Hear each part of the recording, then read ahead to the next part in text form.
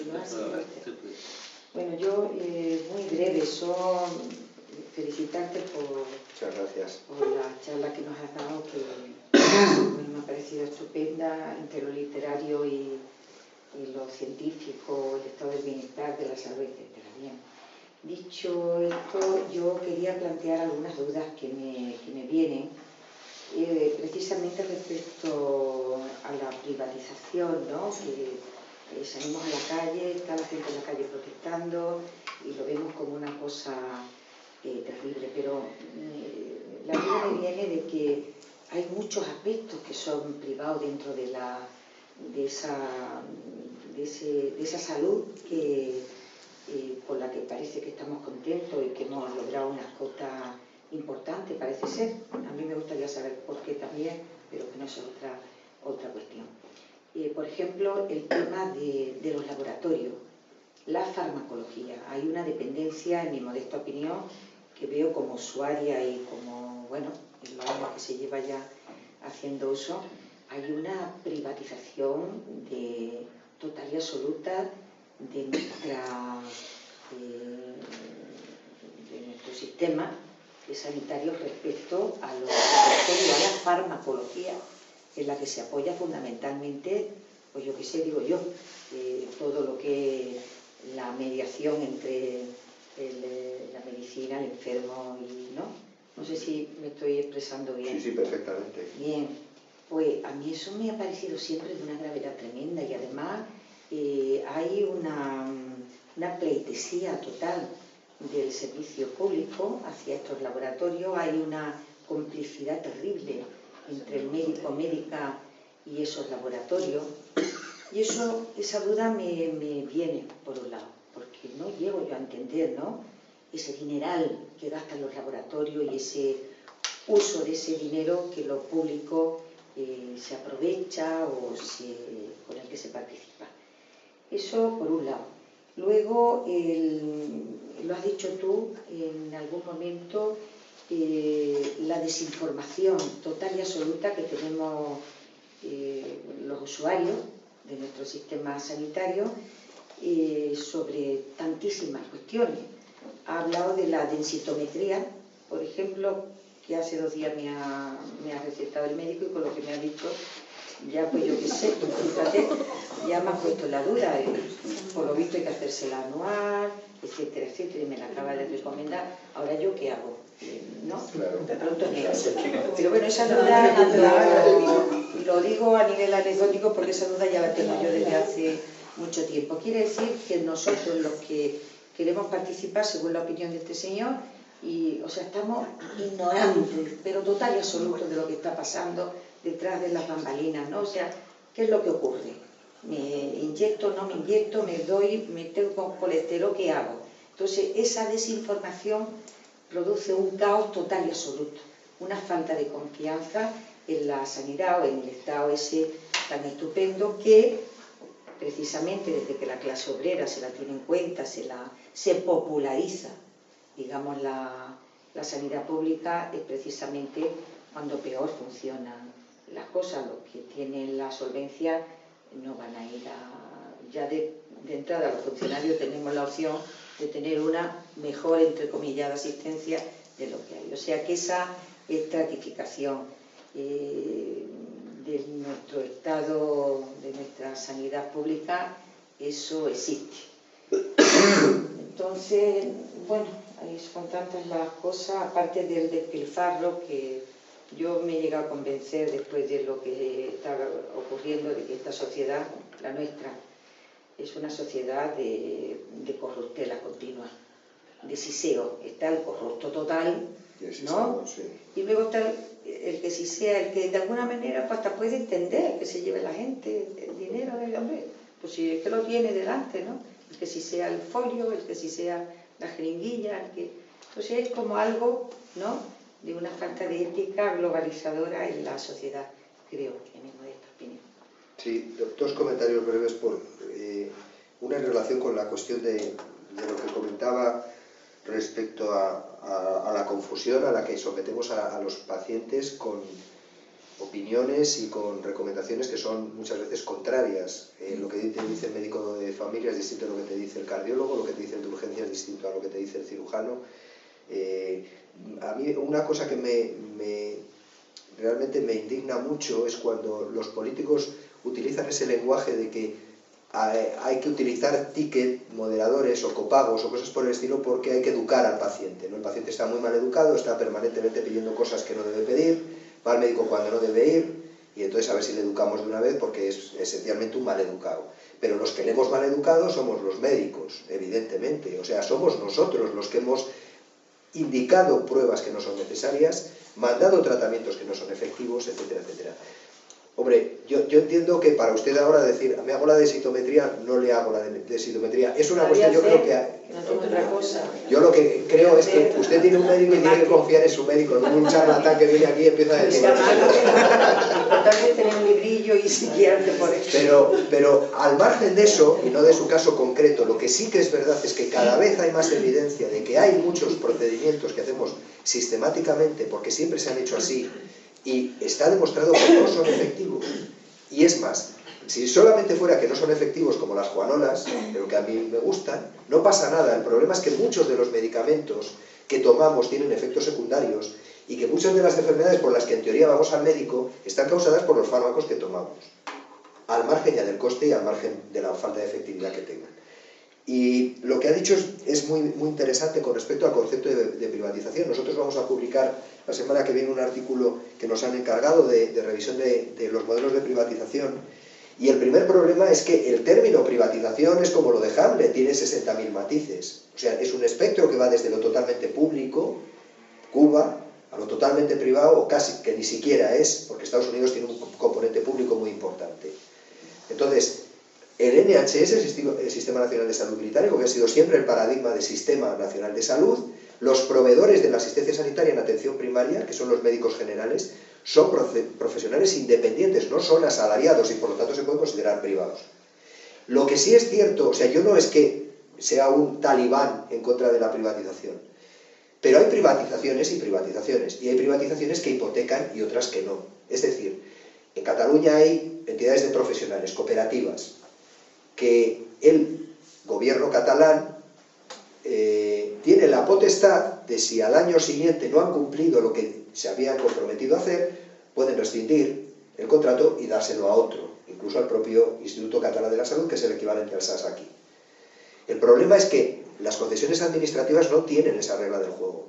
Es un contrato a 20, 30 y hasta 60 años, y cualquier gobierno que venga con posterioridad y que diga, yo no soy partidario de esto, tendría que pagar una indemnización de tal calibre a las empresas a las que se le ha concedido que está atado de pies y manos.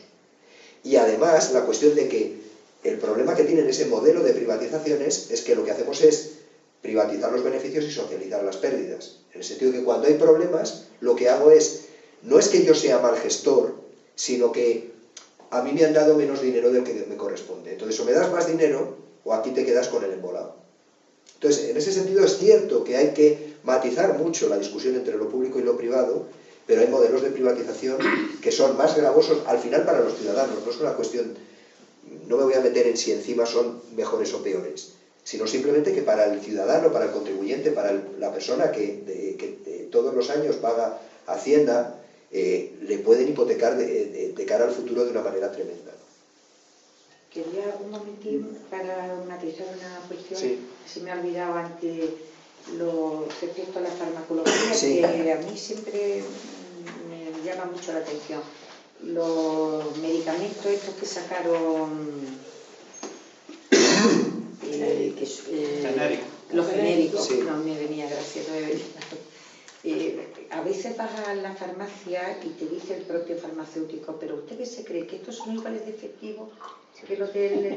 O sea, quiero decir que la desinformación es tal, que es caótico. Es decir, que el tema de la educación no sé cómo, porque no creo que haya aquí alguien que pueda solucionar el tema sanitario en España, porque si no, ahora mismo llamaríamos a Rajoy, por ejemplo, para que... Tú lo tienes, ahora lo llamamos. Y bueno, era insistir en esa cuestión. No sé quién de ustedes Dice también de la relación entre nuestros pensamientos y cuáles son los resultados. Hay un trecho entre una cosa y otra, ¿no? Entonces, en ese sentido es que la vida es así de complicada. Lo comentaba antes en relación con lo de la salud, y es cierto, la salud no solamente influye en el sistema sanitario, influye en muchos factores. El estilo de vida, la genética de cruzamiento de tantas razas, hay muchos elementos que determinan eso. En el sistema sanitario no depende solo de un buen desempeño y de una buena gestión. Ahora, sin buena gestión es muy difícil que consigamos nada. Entonces, en ese sentido, más allá de la cuestión, que yo creo que sirve un poquito muchas veces para darnos cuenta de la necesidad de que en las organizaciones además haya gente de diferentes perfiles, y que sobre todo lo que no podemos hacer en las organizaciones es penalizar a los que son críticos por ser críticos, a los que son bondadosos por ser débiles, a los que son callados por ser callados. Necesitamos esa gente porque aporta mucho. Y en ese sentido yo creo que las organizaciones lo que tienen que fomentar, y más en tiempos de crisis como ahora, donde lo que se necesita sobre todo es talento y es inteligencia, pues evidentemente en un entorno como ese las organizaciones deben posibilitarlo, y no las posibilitan. Llevamos 50 años reclamando que la gestión sea una tarea profesional y no una tarea política, que cada vez que cambie el partido que gobierna no cambie a todos los directores de hospital. Otros países lo hacen, y no digo yo que sean países que tengan un sistema con un rendimiento infinitamente mejor que el nuestro, pero desde luego al menos hay una rendición de cuentas más clara que tiene el nuestro. Entonces, en ese sentido, yo creo que cualquiera de los instrumentos que habitualmente se utilizan, sea evaluación del desempeño mediante indicadores, acreditación de determinados procedimientos, por supuesto, sistemas de comparación de resultados entre los diferentes proveedores, todos ellos sirven para mejorar el funcionamiento y evitar, en cierta manera, o disminuir un poquito el despilfarro. Ahora, eso solo no va a determinar de que nuestro sistema cambie de una manera radical. Yo creo que ningún estado de bienestar puede prosperar si no se ataja el gran problema que ha habido en España, que es que en cada domicilio pues, hay un botiquín de medicamentos, la mayoría para tirarlos luego al cubo de basura. Y claro, algo había que hacer, ya se ha hecho algo. Yo creo que pues, o ese u otro sistema hay que hacerlo sin más remedio, porque si no eso no tiene solución, eso no lo puede costear ningún país. Y luego respecto a los genéricos, pues ha habido falta de información por parte de la administración. Y aquí en Granada concretamente, yo fui, y no quiero decir con esto vanagloriarme ni mucho menos, pero hace lo menos 7 años que publiqué un artículo en la revista del Colegio Médico sobre los genéricos, porque tuve algunas discusiones con otros médicos y con especialistas porque decían que eran mejores los genéricos, los medicamentos de marca que los genéricos. Y claro, es que no se habían leído las disposiciones que hay referentes a este tema. Y es que hay un margen que permite la administración cuando se hacen medicamentos, y es que haya una variación, puede haber una variación del principio activo del 20%. Si tiene que tener el 100% de medicamentos, puede estar entre el 90 y el 110, el medicamento. Y esa ley es lo mismo para los genéricos que para los medicamentos de marca. Y claro, ellos decían, es que los genéricos permiten que tengan 20% menos. No, señor, esa ley era igual para unos que para otros. Y eso yo creo que la administración es la que debía de haber publicado unas normas para que lo supieran los médicos los primeros. Y después a la sociedad también, para que no tengamos los médicos discusiones con los pacientes que si a mí no me receta usted genérico, a mí no. Y referente también por ejemplo, yo que he ejercido y sigo ejerciendo la profesión, pues cuando me jubilé oficialmente me dediqué en una organización de pacientes a defender a los pacientes. Y he tenido muchas discusiones con el estamento médico. Entre ellos, pues me acuerdo de una cardióloga del clínico que nos dio una charla y le pregunté sobre los genéricos y me dice, en mi servicio no recetamos genéricos. Claro, no me levanté a contestarle porque allí había muchos pacientes y no era el momento ni la ocasión. Pero eso es absurdo. Absolutamente. Nos podemos ahorrar un dineral con una cosa que es exactamente igual que al paciente. De tal manera que, por ejemplo, yo, para mí, tomo genéricos. Claro, y yo también. Y a mi familia le receto genéricos. Claro. Porque El omeprazol mismo, pues vale, quizás el 100% más barato que el pantoprazol y el efecto es el mismo, exactamente igual. Pero Sí, los sí. especialistas todos recetan pantoprazol u otro más caro. Siempre recetan los especialistas ese. Claro, si al médico general le llegan con la receta del especialista, pues no tiene más remedio que recetar el médico de marca, el medicamento de marca. Claro, o sea, yo creo que es evidente, el genérico es una modalidad farmacológica que se utiliza en todos los países del mundo. Si es lo que debíamos de recetar. Evidentemente es bioequivalente, genérico porque si no, nada más, no puede el ser principio genérico activo. con el fármaco de fantasía. Claro. Y evidentemente el ahorro para el Sistema Nacional de Salud es tremendo. La cuestión es que evidentemente también hay intereses clarísimos y conflicto de interés por parte de los propios médicos, ¿no? En ese sentido, hay determinadas compañías que son las que determinan que tú puedas ir a un congreso en Chicago. Y obviamente... Eso se va terminando ya también. Se va terminando, pero sigue existiendo. Gracias a Dios. Una palabra. Yo, por ejemplo, he ido a comprar a la farmacia y decirme la farmacéutica, te han mandado, te tengo que dar genérico. La profesora dice, es que este laboratorio no sé de dónde habrá salido. Es que estos medicamentos no tienen la misma composición que los comprando Ternomil. Y dice, no es lo mismo, dice, y este te manda, te tengo que dar genérico, pero no es lo mismo, dice, no es el mismo, no es igual de bueno. Eso para 2 o 3 meses, que me lo dijo a mí la farmacéutica. Mi abuela decía que la vigilia la inventó un papa que tenía un hermano pescadero, y es que es verdad. Es que yo creo que es que hay muchos intereses en esta cuestión. Evidentemente a las farmacias les interesa mucho más vender un fármaco que valga 10 euros a uno que valga 2. Dice que los laboratorios son normos, no sabemos de dónde han salido. Pero cuando existen laboratorios casi no, de dónde pues no existe. Eso para 2 o 3 meses. Una palabra que me... Bueno, volviendo al terreno de la literatura, me imagino que será no menos consciente de que un texto como este de Shakespeare, el de Hamlet o cualquier otro de Shakespeare, no sería posible en el siglo XVII en España. En España, si tú coges una obra para poder jugar con ella, interpretarla, etcétera, etcétera, pues te encuentras con el drama del honor, la mujer mancillada, del rey abajo ninguno, toda una fuente ovejuna, que incluso algunas de esas obras han sido transmitidas por la crítica como obras progresistas y son todas obras de un profundo pensamiento feudal, de un sometimiento al trono, a la iglesia, identificación entre Dios y el rey, etcétera, etcétera. En este texto de Hamlet hay religión, hay confesión, por supuesto, pero prevalece la conciencia del personaje central que es Hamlet y también de otros muchos más.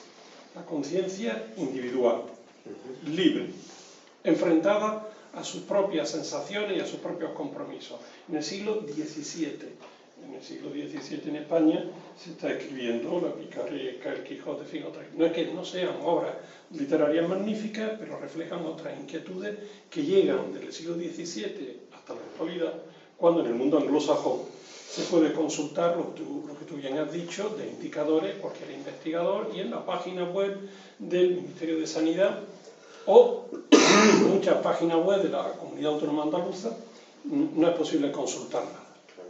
Entonces, habría que preguntarse por qué eso es así.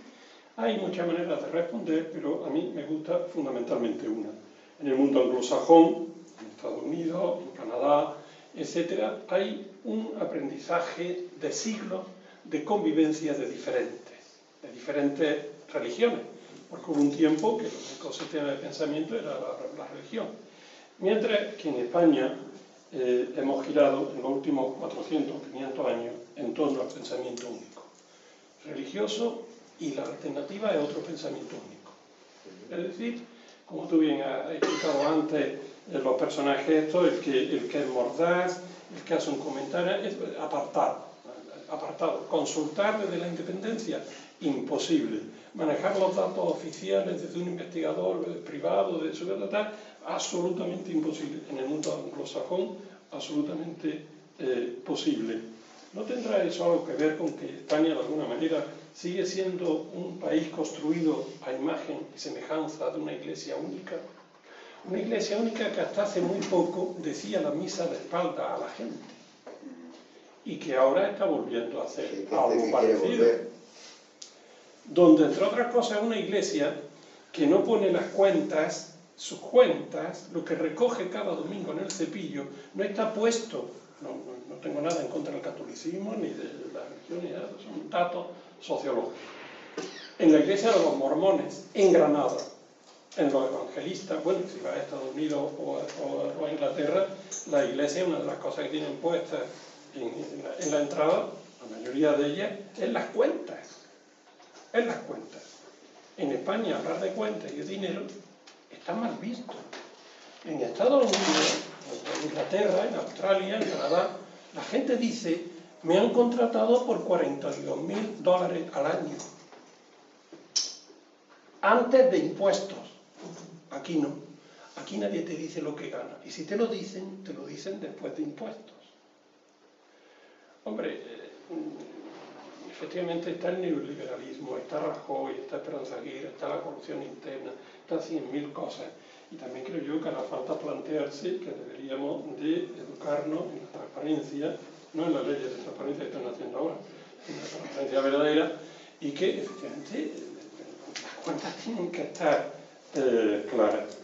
Y eso no va a evitar que exista corrupción, porque va a haber gente que se quiera quedar con el dinero del que está sentado al lado, eso no lo vamos a poder evitar, pero otra cosa es que eso se haga un día y otro día ante el consentimiento del cuerpo social, porque todos miramos para otro lado. Eso ya es otra cuestión.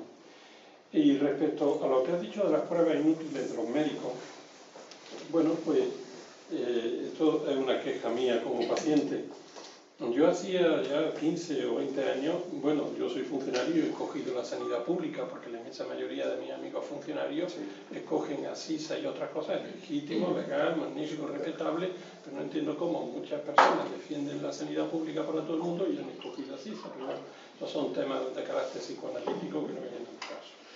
Pero en fin, hacía 15 años que yo cuando entraba en una consulta médica, el médico lo primero que hacía, el médico o la médica, lo primero que hacía, tengo tos, y estaba haciendo una receta. Y de hace un par de años tengo una doctora magnífica que lo primero que entro, digo, tengo dolor en... se levanta y me toca la garganta. Hacía 15 años que un médico no me tocaba.